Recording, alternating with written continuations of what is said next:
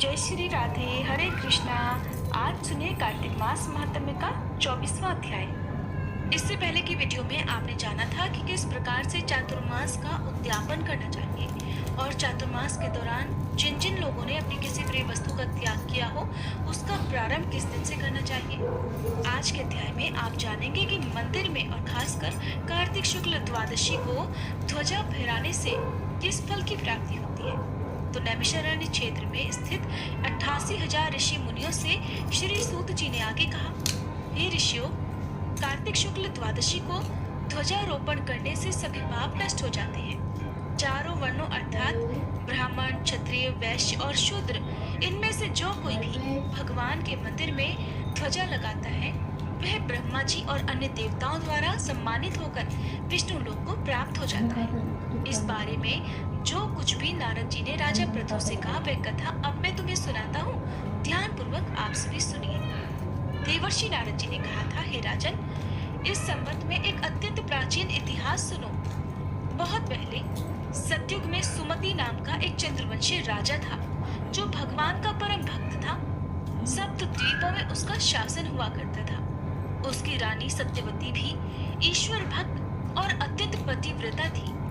वह भगवान के सामने नृत्य करती, कार्तिक शुक्ल द्वादशी को भगवान के मंदिर में ध्वजारोपण किया करती और एक दिन विभांडक ऋषि वहां पधारे। राजा रानी ने उनका खूब आदर सत्कार किया। उन्हें ध्वजारोपण करते हुए देखकर ऋषि ने उनसे कहा, हे राजन, भगवान को प्रसन्न करने के तो और भी अनेकों साधन हैं, तब आपकी इस ध्वजारोपण में ही इतनी श्रद्धा क्यों है। यह सुनकर राजा ने कहा, हे मुनि, इसका अत्यंत अद्भुत एक इतिहास है जिसे मैं आपको सुनाता हूँ। तब राजा बताने लगे कि पूर्व जन्म में मेरा नाम मालिनी था। मैं ब्राह्मण होकर भी द्वेषी, कुकर्मी, महापापी और वेश्याकामी था। इन कुकर्मों के कारण ही मेरे बंधु बांधवों ने मुझे घर से निकाल दिया। इसके पश्चात वन में जाकर मैं एक टूटे फूटे विष्णु मंदिर में रहने लगा। मैं वन में जीव जंतु और हिरणों को मारकर अपना पेट भरा करता था। एक दिन विंध्याचल पर्वत पर रहने वाली कोकिलिनी नाम की एक निषाद कन्या, जिसने अपने ही पति को मार दिया था, भूख से व्याकुल होकर वहां आई और मेरे पास ही रहने लगी। संयोगवश कार्तिक शुक्ल द्वादशी को हमने एक कपड़े को बांधकर झंडी सी बनाई और दोनों मदिरा पीकर झंडी हाथ में लेकर सारी रात भगवान की मूर्ति के सामने नृत्य करते रहे। नृत्य करते रहने के कारण प्रातः काल तक हम दोनों की मृत्यु हो गई। जब हमारी मृत्यु हो गई तब यमदूत हमें यमफांस में बांधकर मारते हुए यमराज के पास ले गए। उसी समय भगवान विष्णु के दूत विमान लेकर वहीं आ गए और उन यमदूतों को जो हमें लेकर जा रहे थे धिक्कारते हुए बोले कि तुम सिर्फ पापियों को ही यमपुरी में ले जा सकते हो, धर्मात्माओं को नहीं। इस पर यमदूत भी क्रोधित होकर कहने लगे कि अरे ये तो दोनों महापापी हैं। इन्होंने तो अपने पूरे जीवन में एक भी पुण्य कार्य नहीं किया है, इसी कारण हम इन्हें यमपुरी में ले जा रहे हैं।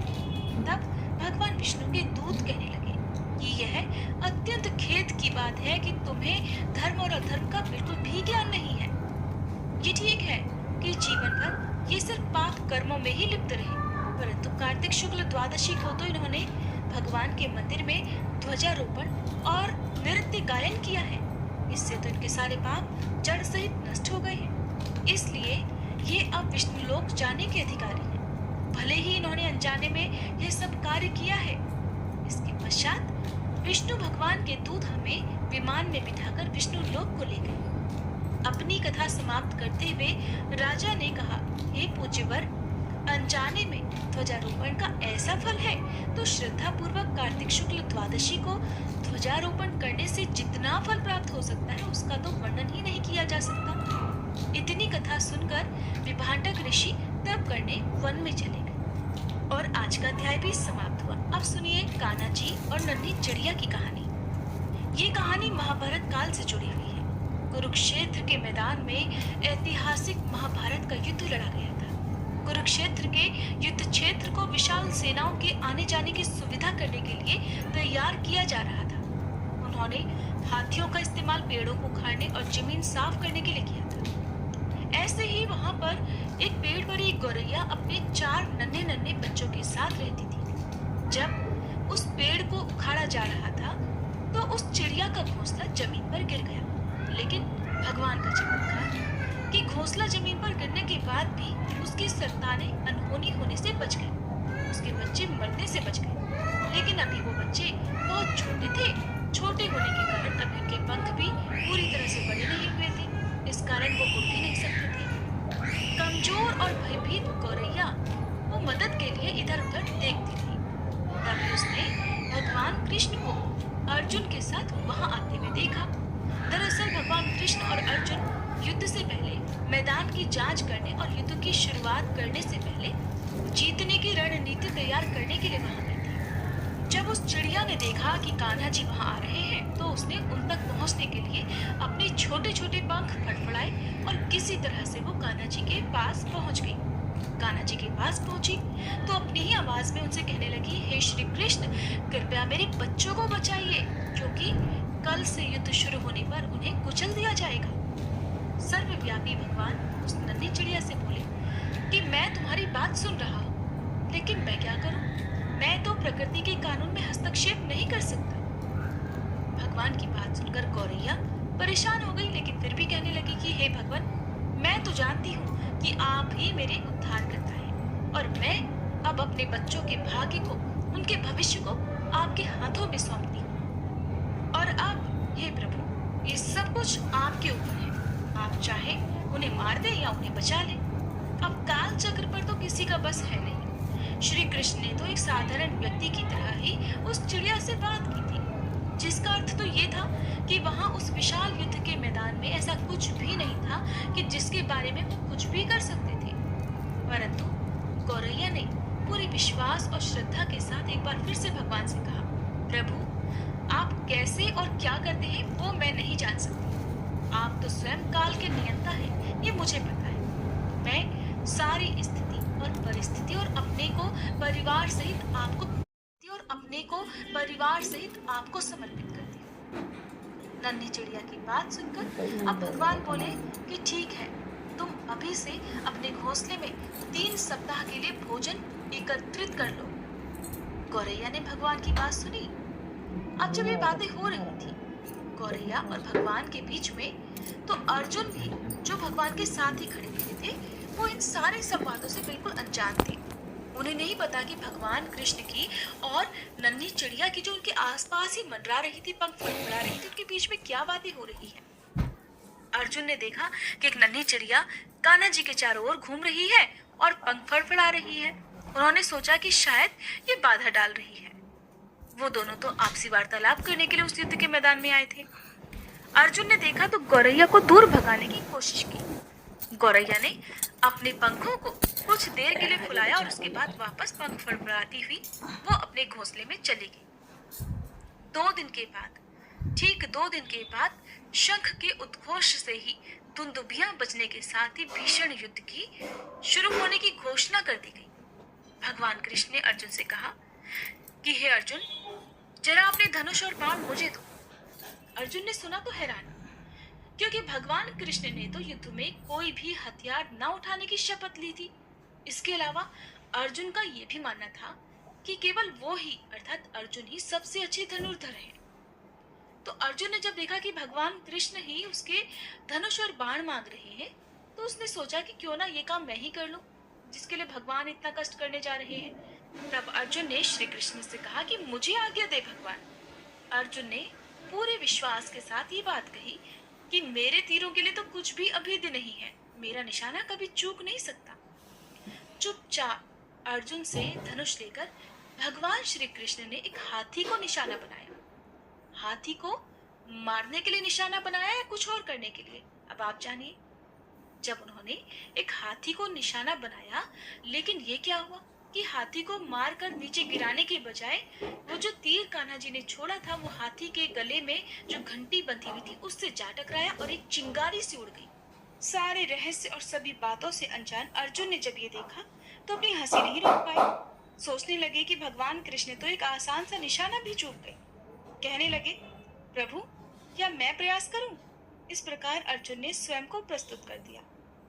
किंतु भगवान कृष्ण ने उनकी इस प्रतिक्रिया को नजरअंदाज करते हुए उनका धनुष उन्हें वापस कर दिया और कहने लगे कि बस अब कुछ और करना जरूरी नहीं है। लेकिन अर्जुन ने जब देखा कि भगवान कृष्ण ने तो बिना किसी को मारे और बिना निशाना लगाए ही धनुष और बाण वापस कर दिया, तब उन्होंने पूछा और बिना निशाना लगाए ही धनुष और बाण वापस कर दिया। तब उन्होंने पूछा कि हे केशव, फिर आपने हाथी को तीर क्यों मारा जिससे हाथी भी नहीं मरा? तब भगवान कृष्ण ने अर्जुन से कहा, क्योंकि इस हाथी ने उस गौरैया के एकमात्र घोंसले को, जो कि इसी पेड़ पर था, उसे गिरा दिया था। कौन सी गौरैया? अर्जुन ने बड़ा हैरान होकर पूछा। इसके अलावा हाथी तो बिल्कुल अभी तक स्वस्थ और जीवित है और केवल उसकी घंटी ही टूट कर गिरी है। अर्जुन के सवालों को नजरअंदाज करते हुए भगवान कृष्ण ने अर्जुन को केवल शंख बजाने का ही निर्देश दिया। शंख बजते ही युद्ध शुरू हो गया और अगले 18 दिनों में कई जाने गई। बड़ा ही भयानक दृश्य था। इस प्रकार से अंत में पांडवों की जीत हुई। तो एक बार फिर भगवान श्री कृष्ण अर्जुन को अपने साथ उसी युद्ध के मैदान में भ्रमण करने के लिए ले गए। कई शव अभी भी वहां पर हैं, जो उनके अंतिम संस्कार का इंतजार कर रहे हैं। युद्ध का वह मैदान गंभीर अंगों और सिर, बेजान सीढ़ियों और हाथियों से अटा पड़ा था। चारों तरफ लाशों के ढेर थे। खून से युद्ध के मैदान की मिट्टी भी लाल हो गई थी। तब भगवान कृष्ण एक निश्चित स्थान पर गए और वहीं पर रुक गए। एक घंटी जो कि हाथी पर बांधी जाती थी, उसे देखकर वो सोचने लगे। फिर कुछ सोचकर उन्होंने अर्जुन से कहा, पार्थ, क्या आप मेरे लिए ये घंटी उठाएंगे और इसे एक तरफ रख देंगे? निर्देश तो बिल्कुल सरल था। भगवान कृष्ण ने बिल्कुल सीधे शब्दों में ही अर्जुन को केवल घंटी उठाने के लिए कहा था। लेकिन अर्जुन को ये बात समझ में नहीं आई कि घंटी उठाने के लिए भगवान कृष्ण ने अर्जुन से ही क्यों कहा। आखिरकार इस विशाल मैदान में, जहाँ पर बहुत सारी चीजों को साफ करने की आवश्यकता थी, भगवान ने तो एक धातु के टुकड़े को ही रास्ते से हटाने के लिए क्यों कहा? अब अर्जुन के मन में बहुत सारे प्रश्न आ गए। उन्हीं प्रश्नवाचक दृष्टि से अर्जुन ने भगवान की ओर देखा। तो भगवान ने अर्जुन के प्रश्नों को समझ लिया और कहने लगे, हाँ, यही घंटी। भगवान कृष्ण ने दोहराया, ये वही घंटी है पार्थ, जो हाथी की गर्दन पर पड़ी हुई थी और जिस पर युद्ध प्रारंभ होने से पहले एक दिन मैंने तीर मारा था। अब अर्जुन बिना किसी और सवाल के उस भारी घंटी को उठाने के लिए जैसे ही नीचे झुके और उन्होंने उस घंटी को उठाया, तो उनकी तो मानो दुनिया ही हमेशा के लिए बदल गई हो।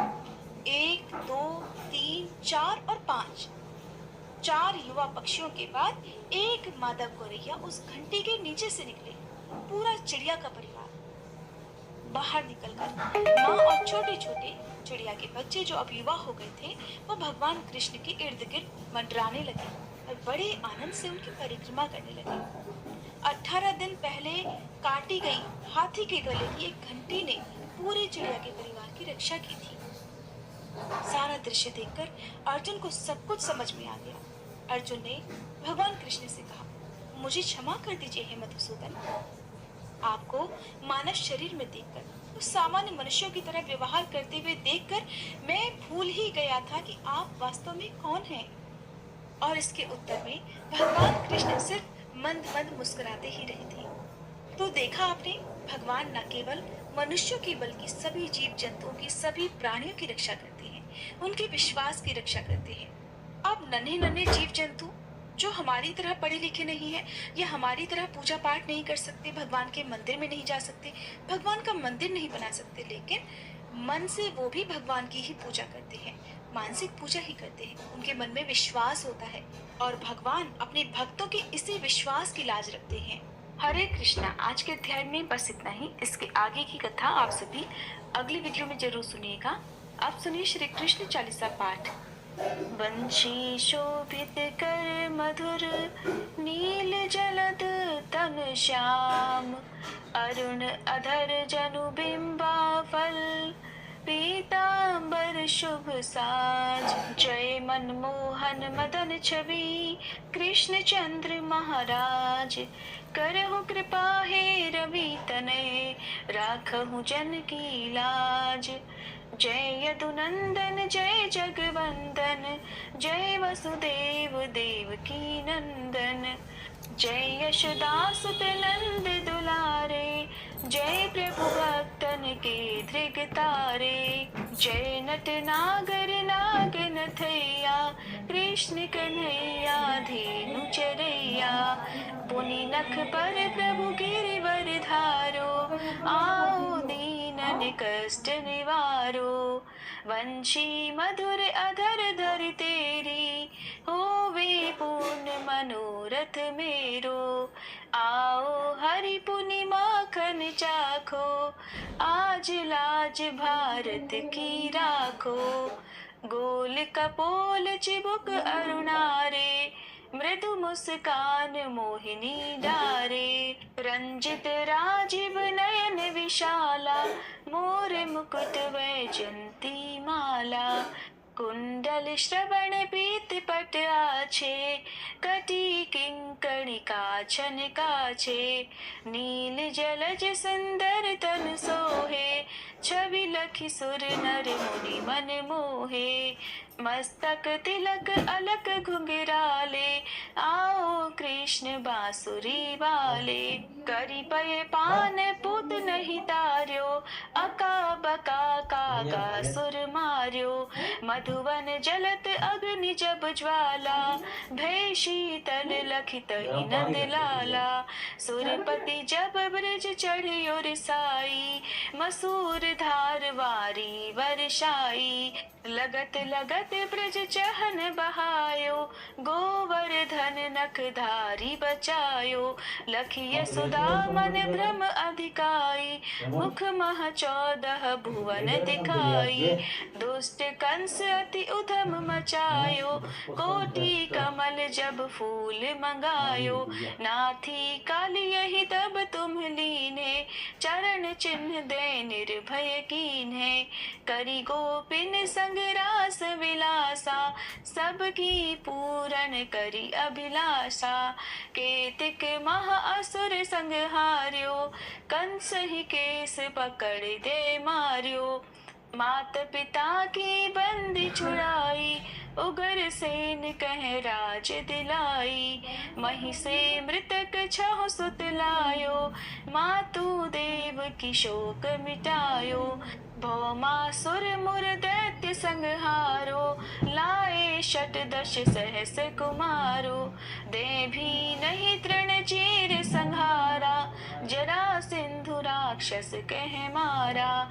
असुर बकासुर आदिक मार्यो, भक्तन के तब कष्ट निवार्यो। दीन सुदामा के दुख टार्यो, तंदुल दीन मूठ मुख डार्यो। प्रेम के साग विदुर घर मांगे, दुर्योधन के मेवा त्यागे। लखी प्रेम की महिमा भारी, ऐसे श्याम दीन हितकारी।